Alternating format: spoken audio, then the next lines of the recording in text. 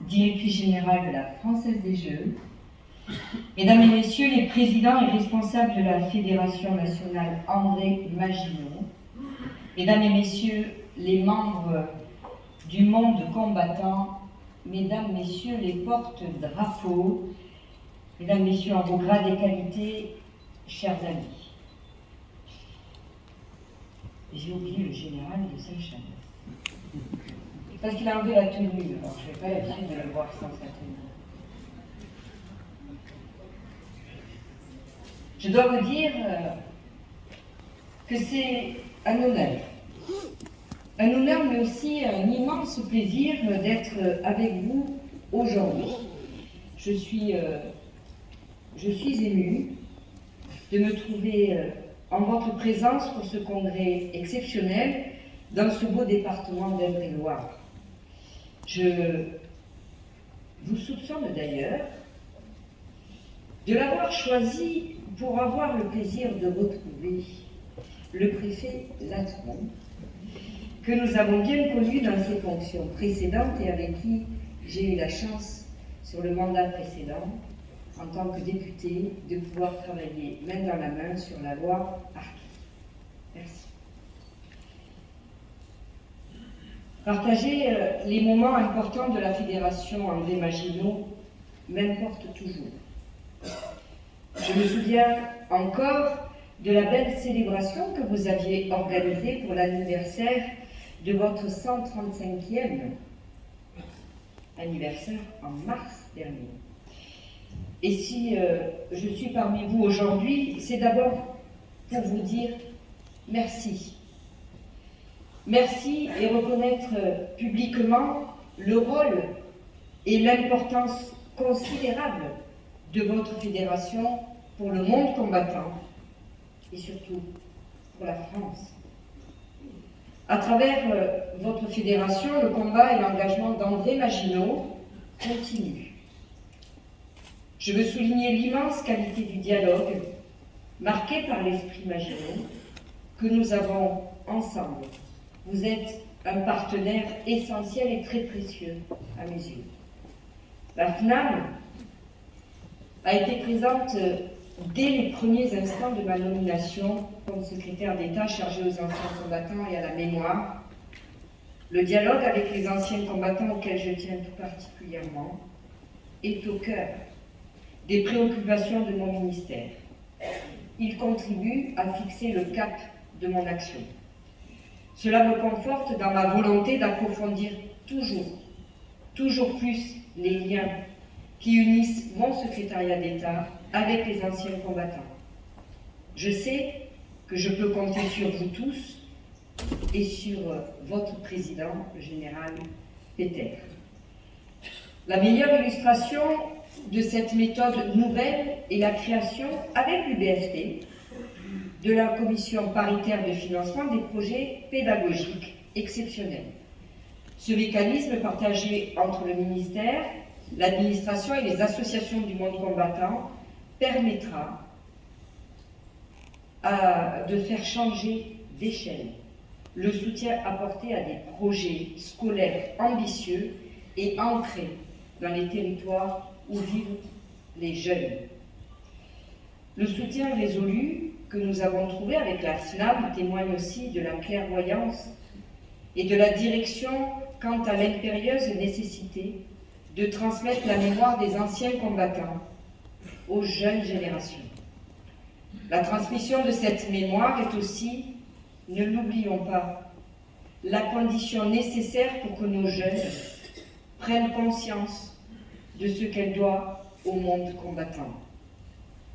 Et que la dette que la nation a envers vous et qui se traduit par les missions de l'ONAC et dans le budget que la nation alloue aux anciens combattants soit pleinement comprise, acceptée et soutenue par chacun, par chaque Français. C'est-à-dire, en somme, que l'œuvre de celui qui fut le premier fondateur du ministère des Pensions et mon prédécesseur soit sauvegardée. Aujourd'hui, je suis fière soutenu par vous, de porter l'esprit Maginot. Il a été le promoteur des lois essentielles du 31 mars 1919 sur le droit à réparation et de celles portant création des offices nationaux des mutilés et combattants, l'actuel ONAC-VG, dont j'assume avec fierté la présidence du conseil d'administration. Vous le savez, le président de la République, il y a presque un an, le 13 juillet dernier, lors de son allocution aux armées, aux forces armées à l'hôtel de Brienne, a souhaité que le ministère modernise, améliore le soutien qu'il apporte aux blessés comme à leurs familles. C'est dans cet esprit que je porte aujourd'hui avec Sébastien Lecornu, notre ministre des Armées, un très ambitieux plan d'action dédié aux blessés. Ce plan a été construit avec la mobilisation de tout le ministère et du monde combattant. Il a été construit autour d'un objectif unique, et vous l'avez rappelé, Général, faire que la seule préoccupation du blessé soit de se soigner. Il ne doit pas y en avoir d'autres. Il s'articule autour de 3 axes. Le premier, la simplification administrative pour un meilleur accès au droit, en adaptant des principes comme le « dites-le-nous une fois » ou la présomption d'innocence. Il doit permettre que la complexité des procédures ne pèse plus sur le blessé, sur le militaire blessé. Ainsi, quand nous pouvons automatiser, nous automatisons. Quand nous pouvons supprimer, nous supprimerons. Et quand nous pouvons mutualiser, nous mutualisons. L'inversion de la charge de la preuve sera un progrès important qui se concrétisera en 2024 avec la mise en œuvre du coffre-fort numérique qui permettra à l'administration et aux blessés de stocker les documents et de ne plus les perdre. Nous ne pouvons plus entendre ces récits de rapports circonstanciés qui se perdent. Des droits seront également ouverts avec la mise en œuvre de la réparation intégrale, plus simplement et plus avantageuse pour les blessés en OPEX et dans les entraînements les plus durs, et avec l'assouplissement des conditions d'attribution de la majoration de tierces personnes. Les 2 axes suivants, le renforcement de l'accompagnement tout au long du parcours, est une approche plus robuste de la blessure psychique, viendront rendre ce plan plus complet. C'est dans cette perspective que nous allons augmenter le nombre des maisons Athos de 4 à 10 d'ici 2030 et que nous allons accentuer nos efforts pour les familles et pour le retour à l'emploi des blessés. Sur les 10 maisons Athos, pour n'oublier aucun de nos blessés, il y en aura 2 qui seront dédiés aux Outre-mer. Avec ce plan, la reconnaissance de la blessure ne doit plus être le parcours du combattant en solitaire, le combat de trop. Dans cette entreprise, je sais pouvoir compter sur vous, car le souci des blessés est inscrit dans l'ADN de la FNAM. En effet, avant de prendre le nom de Maginot, elle était la Fédération nationale des anciens militaires blessés. Je sais que votre engagement a toujours été absolu et sans réserve envers les anciens combattants de toutes les générations, celles d'hier comme celles d'aujourd'hui. Nous sommes ici ses héritiers et les dépositaires de l'esprit Maginot. Et en cela, nous incarnons l'avenir du monde combattant et travaillons d'égal à égal pour le rendre meilleur. Il s'agit de notre responsabilité. Pour finir, je veux partager avec vous ma préoccupation de l'avenir du monde combattant. Nous faisons face à des évolutions structurelles du monde combattant, un monde militaire dont la sociologie a changé. Les combattants d'aujourd'hui ne savent pas à quel point ils auront besoin des associations du monde combattant. C'est un défi collectif qui nous est lancé et je compte sur vous pour accueillir parmi vous les gloires récentes comme vous avez accueilli les gloires formées dans le passé. Je sais combien les groupements de la FNAM sont dynamiques et engagés dans l'intégralité de notre territoire. Vous soutenez plus de 250 groupements sur le terrain et jouez un rôle essentiel par le travail de vos commissions nationales.